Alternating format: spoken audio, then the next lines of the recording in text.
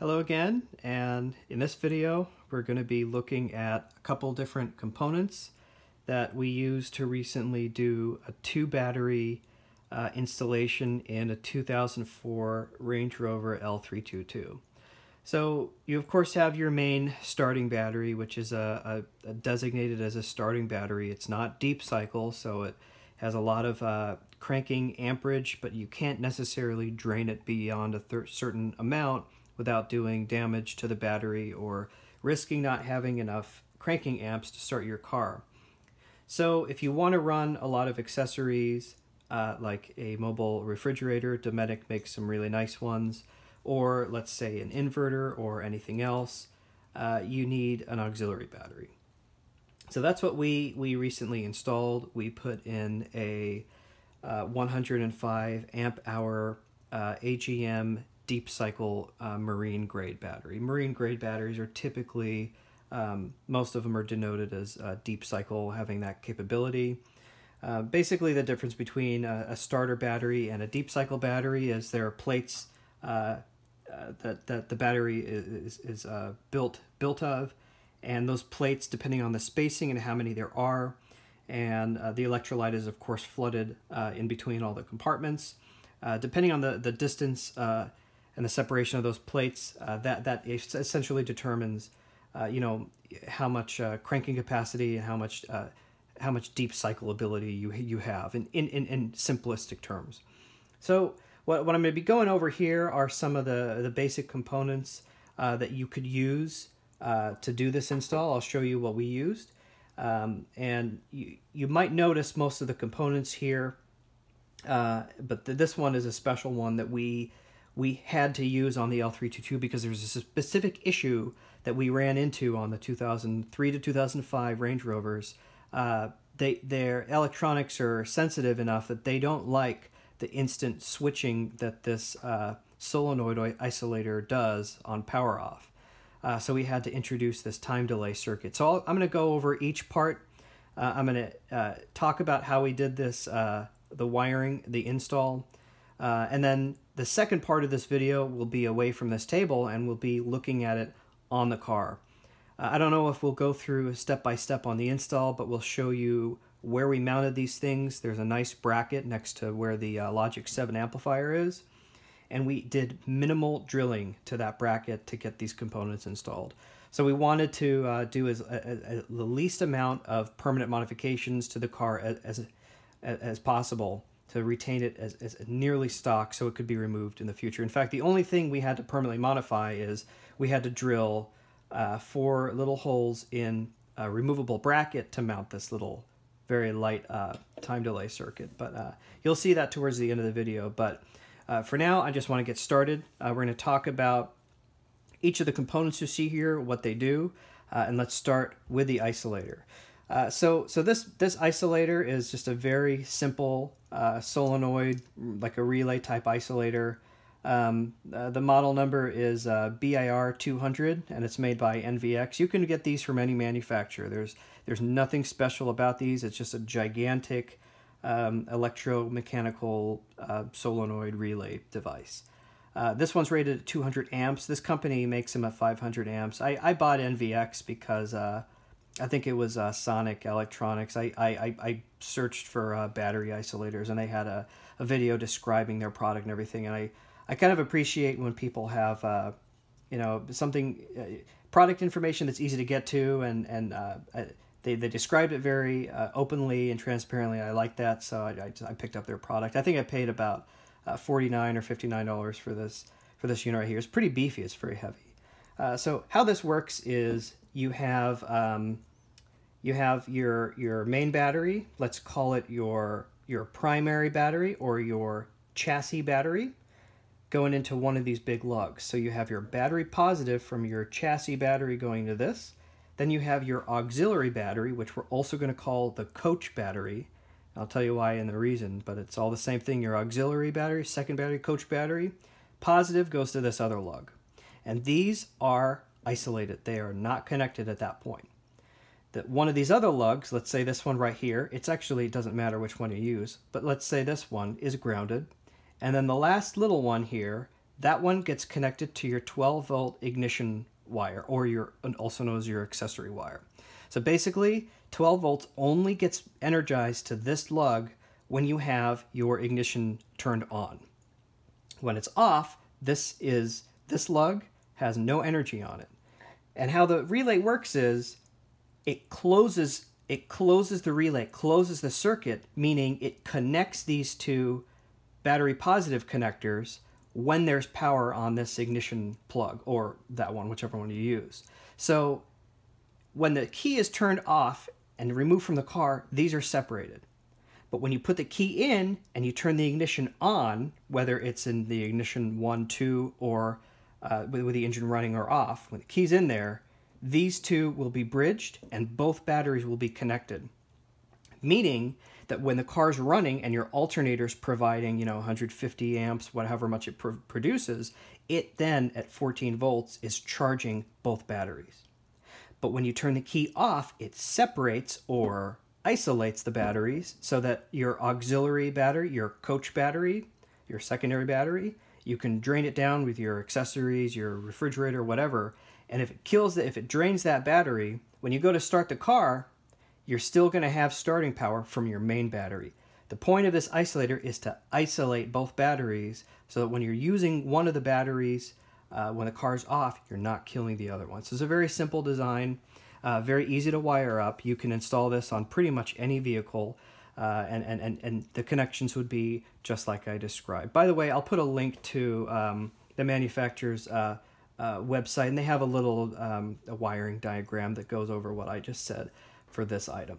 So that's the first thing. That's the main component for wiring up those two batteries. You need an isolator. Now, if you have a very high load or high capacity alternator, you can actually get the 500 amp or even more if you're running a crazy setup. But for me, I'm running 140, 150 amp factory Bosch alternator on the 2004 Range Rover, and a 200 amp capacity is plenty. That gives us a nice 60 amp buffer. You're never going to go above 150 because it only produces that off that alternator, but this gives you a nice breathing room. But if this were 100 amps, that would be undersized, so you want to make sure you size it correctly. Now the second thing is you need some fuses to go in between some of the components. So when you have your, you basically fuse both battery positive connections. So if this battery positive connection is going to your chassis battery, you would put a fuse in between that. This is just a fuse holder, by the way. And if this is going to your auxiliary battery, your coach battery, you would put a fuse between this positive lug and the positive on your battery, your coach battery. So let's just talk quickly about these little fuse holders. Again, this is an NVX product, but you can use anything. They're all pretty much the same. So it comes with this cool little holder. Let me pop this off here. And basically the fuse is, I don't know if you can see it, it's inside the middle there. And then you can unscrew these wiring holders like this. And they come off like that. And then you just insert your wire in there and then tighten this Allen lug down. And then there's the fuse that's replaceable. You can pull it out of there. It's sort of press fit in there, but you get the idea. And then you can see it goes down in there. By the way, I've bought a bunch of these NVX fuse holders, and every time I received these, the little O-ring on here have always been torn like this. These are the factory O-rings I'm holding right here. But I actually just bought, these are 20 millimeter diameter O-rings, and I just bought a bunch of these off Amazon for like $5. I got the 1 millimeter. I would have probably gotten 2 millimeter to be a little thicker, but it works. You really don't want to put these in a place that they're going to get wet, so that's really what the O-rings are, is they're just to keep any water that might spill onto here, any moisture from getting in there. But it's just an extra security feature. I thought I'd mention that. So there you go. That's the fuse holders and fuses. So you need 2 of those. You need your isolator, and then on your battery, we just use one of these, these battery positive terminal sort of distribution blocks. These come in a variety of different sizes and shapes and forms. So for this one, it happens to be NVX as well. I kind of like sticking with a brand, whatever I go with. And so we just put this on the SAE post on the positive terminal, and then we had a bunch of connections here we can run our accessories off of. And then on one of these, we had the main battery positive connection going out from here through a fuse and into one of these posts. So this is just an example of one of them. I just happen to like it because it has a kind of a aesthetically pleasing and nicely locking shielded enclosure, so I don't have to worry about dropping anything and bridging, you know, the battery connection. So this is kind of neat. I think this was like 16, 17 bucks like that. This is another one I bought for a different project. I haven't used it yet, but this is another example of a distribution block. You can wire these any way you want. I think the way they wanted to do is this larger connections where you would have like a, you know, 2 or 0 gauge wire even going in here, and then you would just distribute it out to a bunch of different ports right here. You'll notice that this has a ground lead coming off of it because it actually has a little LCD showing the voltage on it. So, you know, this is another one that's made by X Scorpion is what it says on here. There's no model on here though. But I mean, you can use, you know, any distribution block you want. Just, you know, again, the big thing you want to make sure is that you have the clearance in the back of the L322. And the thing is, we were using, I think it was a group 34 size battery, and that just barely fit with this, and we're actually stepping up to a group 31 size, so it's a much larger battery now. So we might not be able to use a battery positive distribution block that's as thick as this. So we might have to shrink it down and use a distribution block that's mounted a little away from the battery positive connector, so it gives you some better clearance. So that's that. So here's the story. So we got this installed. We got these components installed. Don't mind this AA battery. That's just an example of what the battery would be. Obviously, we're not using that. But we got this installed on the 2004, and it worked perfectly in terms of when you put the key in, you can hear a very audible click from this thing because it's a beefy relay. And it clicked in when it was supplied the 12 volts, and it connected both batteries. It charged fine from the alternator. But the problem we ran into is when we turned the key off, as soon as it disconnected this, the horn would sound every single time. And I don't know exactly why that was happening, but we kind of ran through a couple different scenarios. We got the voltage multimeter hooked up to each battery. We were watching everything. And basically, when we put the new coach auxiliary battery in, we didn't have any load connected to it. So its voltage was just slightly higher than your chassis battery, you know, in the neighborhood of like 0.2 to 0.3 volts. And what we think was happening is there was enough of a voltage drop when it was disconnecting the batteries that, I guess, in how the modules shut down when you turn the key off in the 2004, it was just surging, or something was happening someplace that one of the modules didn't like it, and it just wanted to sound the horn. Maybe it was the immobilizer or the alarm circuit, I don't know. But we kind of did some brainstorming on how we could solve that. And we determined the best thing to do would be to have the disconnect on a time delay. So we initially had gone out and gotten a basic digital timer circuit, basically a relay that just runs through, and you would splice it into here, and then it would just keep this open for like a minute or two or whatever you set it to. But then we did a little more searching, and we came across this. And this, it's called the Bi-directional Isolator Relay Delay. It's made by Intellitec. And the part number is 00-00362-100. And yes, it says made in the USA as well. So this is also called the BIRD, the bird. And all this is a little microprocessor. I believe it's microprocessor enabled. It has a couple of electrolytic capacitors in here, and you wire this inline right before the isolator, and this tells the isolator when to actuate or not. So basically, instead of feeding the ignition here, you feed it through here, and it monitors the voltage on the coach battery, the auxiliary. It monitors the voltage on the ignition battery. It's grounded, and then it determines when to actuate the ignition on the relay by this relay output right here. So I'll describe how this works, and also in the description I'll put a link to the manufacturer's description. They go into exceptional detail on how this works. But basically, you still have your battery positive from your primary battery, your battery positive from your auxiliary, also known as coach battery, your ground, and then here, instead of having the car's 12-volt ignition going here, you have the car's 12-volt ignition going to here. You take the ground, you can ground it here or anywhere else. Coach battery, we just ran a lead. Say if that was your coach battery, we just ran a little splice from there to there. All this needs is to monitor the voltage on the coach battery. And then relay output, we ran a little wire. We ran 12 gauge from this relay to that. So what happens is when you turn your ignition on, this detects that the ignition's on, but it's also monitoring the voltage.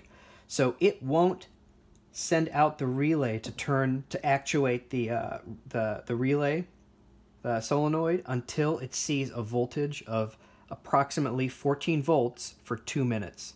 And the reason for that is if you're starting your car on a really cold day, or you've left some your lights on or something, and that would drain your primary battery because it's connected to your primary battery. And let's say your car just is struggling when it first starts up and wants to warm up the engine. This is allowing it 2 minutes to kind of settle down, turn on all of its modules on, kind of get under control, and then it connects the batteries, which would, in most cases, increase the load on the alternator. You wouldn't want to start your car if your primary battery is in a degraded state with both batteries connected, because your alternator is just going to be working overtime, charging both batteries at once. This gives it a little bit of a delay. It's about 2 to 2.5 minutes. But it doesn't stop there. It's much smarter than that. If you're running your car, and let's say you have a crazy electrical load, and your alternator output is still 14, but the load on your system forces that voltage down below 14 volts, if that happens for more than a minute, this will sense that low voltage condition, even with ignition, and it'll isolate the batteries. It'll stop powering this lead, and it'll go back to an open state.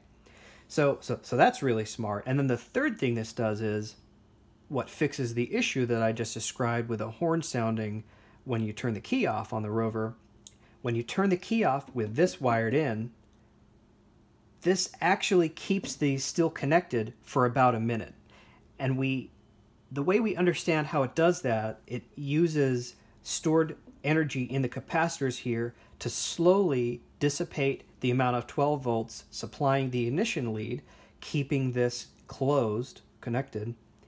And about a minute, when the capacitance drains out of this unit, it loses this required amount of voltage on this lug, and then it shuts down the isolator, it opens a circuit again, and it isolates these.